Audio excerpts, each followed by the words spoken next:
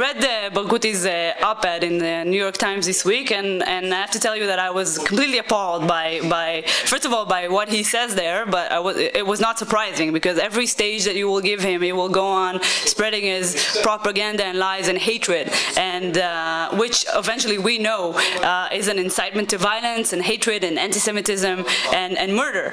And I think the New York Times made a terrible, terrible mistake by allowing him. It's a choice. It's a choice by the editors. It's a choice by the newspaper to allow this person that is sitting in jail for numerous murders and is a known terrorist, and possibly the worst one that we know, to be able to have the credibility of speaking out and spreading his lies and propaganda in their newspaper. And they're providing him with the legitimacy and credibility of having an op-ed in the New York Times. And I think this is something that definitely, I mean, we're talking about this, the notion of fake news today is, I think, became very central in the conversation. So yes, this is an op-ed, and yes, there was a small disclaimer at the end of the article, but still we need to understand, first of all, most people don't read the whole article and don't get to read the disclaimer, and second of all, just the fact that he was giving the credibility and was giving a place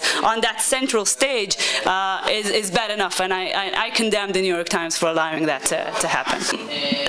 This is a question of how much politicians and how much the government should really go after the press on different issues, but I do think that this is something that we share, our desire to battle against radical ideologies, against terrorism, and about what is called fake news now by the new American administration.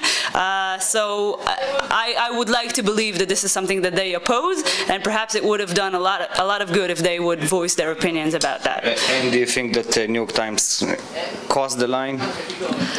I think they crossed the moral line. Unfortunately, they haven't crossed the legal line. I mean, there's nothing that we can say legally about this issue, but certainly I think we should all feel united with the fact that there was a moral line that was definitely crossed by allowing this op-ed to be published.